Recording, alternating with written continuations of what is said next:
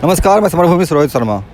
आप जो लोगों का हुजूम देख रहे हैं, यह हुजूम बीपीएससी में हो रही धांधली और दोबारा परीक्षा लेने के संदर्भ में जो छात्र आंदोलन में बैठे हुए हैं, उनके समर्थन में यह नागरिक प्रतिवाद है। और यह रैली, यह प्रदर्शन इस बात को दिखाता है कि हमारा समाज आज भी ज़िंदा है और वो अपने लड़ रहे अगुओं के साथ कंधे से कंधे मिलाकर चलने के लिए तैयार है। यह नागरिक प्रतिवाद को संबोधित करते हुए महबूब आलम और पीयूसीएल के सचिव सरफराज मौजूद थे। आप इस रैली को देखिए और इस आंदोलन की तपिश को महसूस कीजिए कि किस तरह से नागरिक अपने छात्र के समर्थन में उठ खड़े हुए हैं। आइए इस रैली को देखिए और समझिए उन तपिश को, जो तपिश दिख रहा है, अलग जगा रहा है। तमाम बातें आ चुकी है, एक एक बारीक जो कॉन्स्पिरेसी है सरकार की, आप सब समझ चुके हैं। अभी सवाल यहाँ दमन का आ गया कि आखिर मुख्यमंत्री नीतीश कुमार को हो क्या गया है।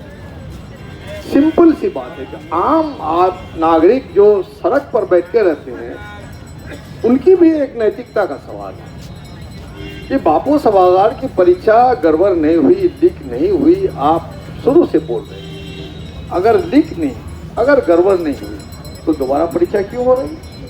कौन है इसके जिम्मेदार? एक परीक्षा, एक प्रश्न पत्र होगा। एक स्टूडेंट्स का जो मौलिक अधिकार है परीक्षा की शुचिता का, उसको मेंटेन करना है आपको। और सबसे बड़ी जो परीक्षा स्टेट की है बीपीएससी, इससे बड़ी परीक्षा और कौन हो सकती है? तो बीपीएससी की परीक्षा की जो विश्वसनीयता है, यही तो खतरे में आ गई, इसी तो सवाल है।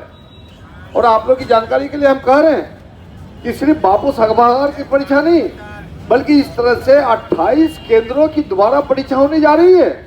और जब 28 केंद्रों की दोबारा परीक्षा होगी तो बिहार के स्टूडेंट्स तो दूर की बात, बिहार की जनता ऐसी भ्रष्ट सरकार को क्यों बर्दाश्त करेगी? क्या जिद है आपकी? क्या समझते हैं आप खामोश क्यों हैं? आपकी खामोशी का सबब क्यों है? सिर्फ डंडा मार के छात्रों का सर पैर तोड़ करके, उसके घायल करेंगे, जख्मी करके आप समझते हैं कि उसकी आवाज को दबा देंगे। ये कभी नहीं हो सकता है। आप दावा करते हैं कि आप 74 के आंदोलन के उपज हैं मुख्यमंत्री जी, तो शर्म कीजिए, कहां फंस गया? आपकी मानसिक स्थिति ठीक है कि नहीं? जनता सवाल करने लगी है। आपकी खामोशी, ये जो चिंगारी है चारों तरफ पूरे बिहार में, पूरे बिहार ही नहीं पूरे भारत में बिहार शर्मसार हो गया। पूरी दुनिया में ये बात हो रही है। हम लोगों ने जो प्रदर्शन किया था, विधायकों का प्रदर्शन था, वो सिर्फ कोई नागरिक का सवाल नहीं था। और विधायक के प्रदर्शन को कवर करने के लिए हमारे जो पत्रकार भाई है, बंधु है, हम शुक्रिया अदा करेंगे। उनकी भारी संख्या थी। उनकी भारी संख्या को समझ के आप जो है जिस तरह से विधायकों का दमन किया, विधायकों को जलील किया, विधायकों को धक्का देकर के गिरा दिया, ये सरकार आपकी है, यही आपकी सरकार का प्रतीक है। ये कभी बर्दाश्त नहीं होगा। आप अभी अभी होश संभालिए। होश आपको है कि नहीं, बिहार की जनता सवाल करती है।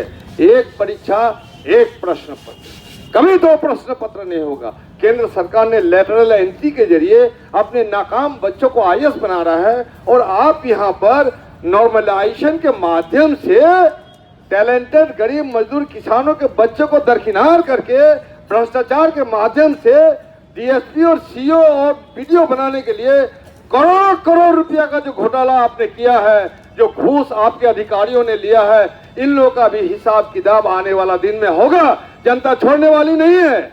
आपने अभी तक अपने चेयरमैन को बर्खास्त क्यों नहीं किया? सवाल उठता है। भले उन्होंने कहा कि नहीं, परीक्षा में कोई गड़बड़ नहीं हो गई, आज दोबारा परीक्षा क्यों ले रहे हैं? शर्म आती है आपको? इन तमाम सवालों को लेकर के अभी जो हम लोगों ने ये जो नागरिक प्रतिवाद है, इस नागरिक प्रतिवाद में हम लोग आकर के आपको सम्मान दे रहे हैं। इस संख्या पर मत जाइए आप।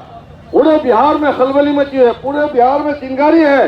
ये पूरे बिहार आग न लग जाए, शोला न भड़क जाए, इससे पहले आप होश संभालिए और घोषणा कीजिए कि सबसे बड़ी परीक्षा, विश्वसनीय परीक्षा जो है, जिसकी बीपीएससी की परीक्षा, जिसकी विश्वसनीयता पर सवाल उठ गया है, उसको रिजेक्ट करके दोबारा परीक्षा का डेट दीजिए और छात्रों पर जो बर्बर जुल्म हुआ उसके लिए माफी मांगिए, फर्जी मुकदमे वापस लीजिए, उनको मुआवजा दीजिए और जो अवसादग्रस्त सोनू ने शहादत का जाम पी लिया उनको भी करोड़ रुपया का मुआवजा आपको देना होगा और बिहार से माफी मांगनी होगी, तभी बिहार आप पर कुछ सोचेगा।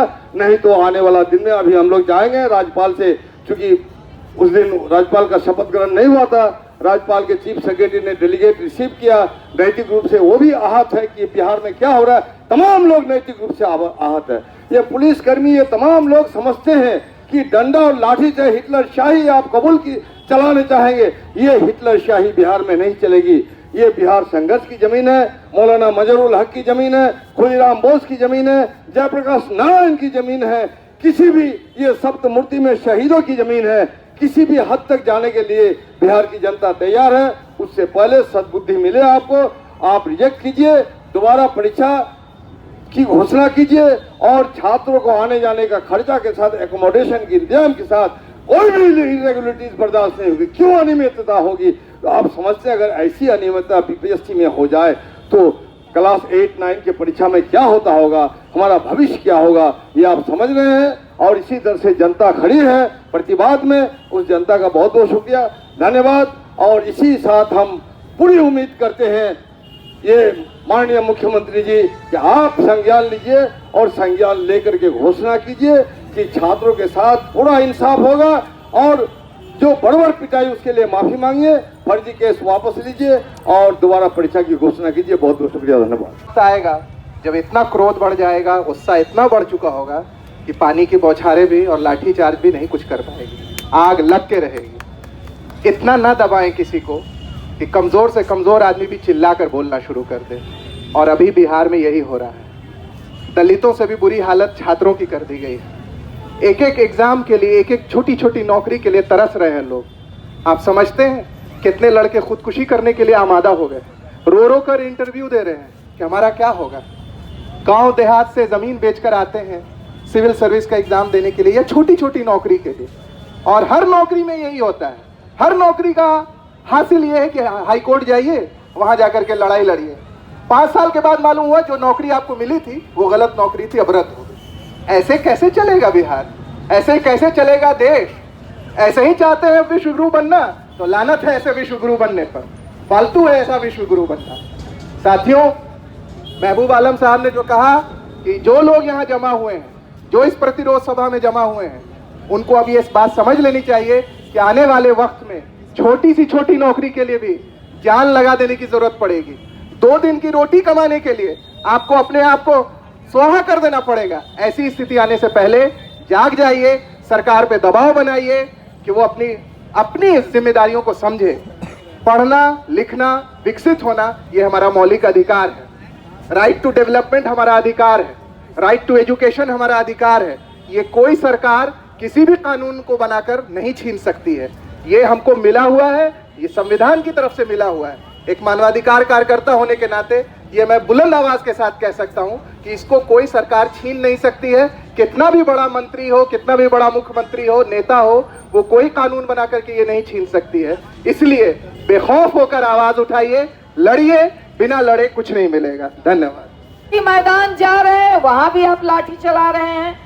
जब तमाम माननीय लोग, विधायक, जो विपक्ष के विधायक हैं, भाकपा माले, कांग्रेस, सीपीआई, सीपीएम के विधायक, विधान पार्षद, सांसद, जब हम लोग सड़क पर उतर करके विरोध कर रहे हैं कि हम राज्यपाल तक जाएंगे, अपनी बात रखेंगे, तो वहां भी मतलब जितने माननीय नहीं, उससे 10 गुना 20 गुना ज्यादा ये पूरा पुलिस फोर्स खड़ा होकर के कदम कदम पर रोकना, अपमानित करना, ये कौन सा राज आ गया है बिहार में।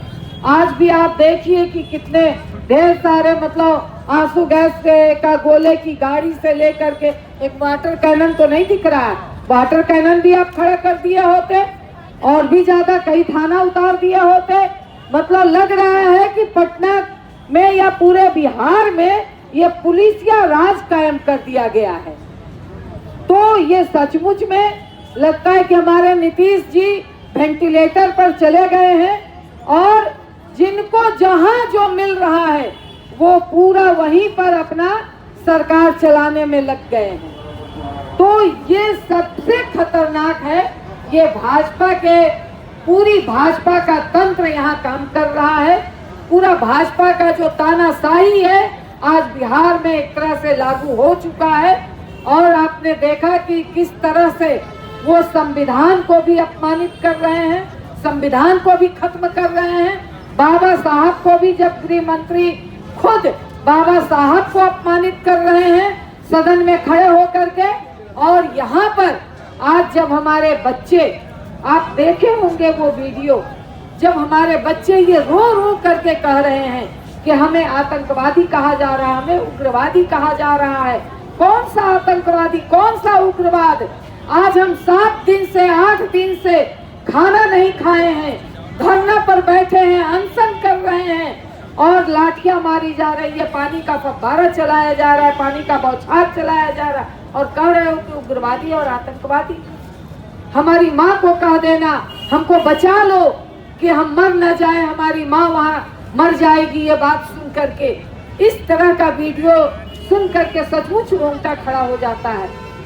एक एक मतलब गरीब परिवार के लोग अपना पेट काट करके, अब वो दोनों शाम ढंग से खाना नहीं खाते होंगे मगर अपने बच्चों को पटना भेजते हैं कि जाओ तुम तैयारी करो और कोई एक अधिकारी बन करके आना, कोई भी एक अच्छा सा नौकरी करके आना। इसके लिए माँ बाप तपस्या करता है और बच्चे भी हमारे तपस्या करते हैं। वो एक टाइम भोजन नहीं करके और वो अपनी पढ़ाई करते हैं, वो तैयारी करते हैं। और आज जिस तरह से पूरे मतलब कि माहौल को आप बदल रहे हैं, मतलब ये बिहार में पहली बार सुनने को मिल रही है कि एक एग्जाम के लिए उसके लिए 2-2 प्रश्न पत्र आएंगे।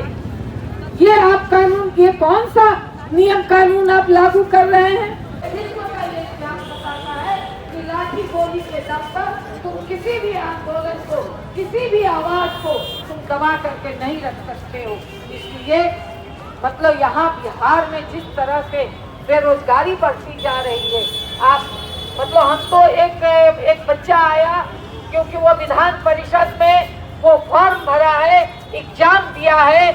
आप सोच सकते हैं कि एमए किया हुआ बच्चा विधान परिषद के अंदर वो सफाई कर्मी में भरा है। आज ये स्थिति हो गई है।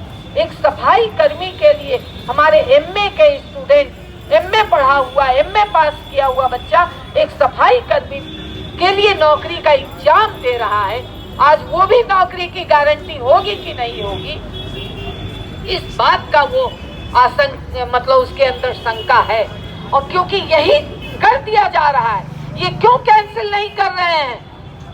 क्योंकि आपने इसके पीछे करोड़ों रुपया कमाया है, करोड़ों रुपया आपने कमाया है।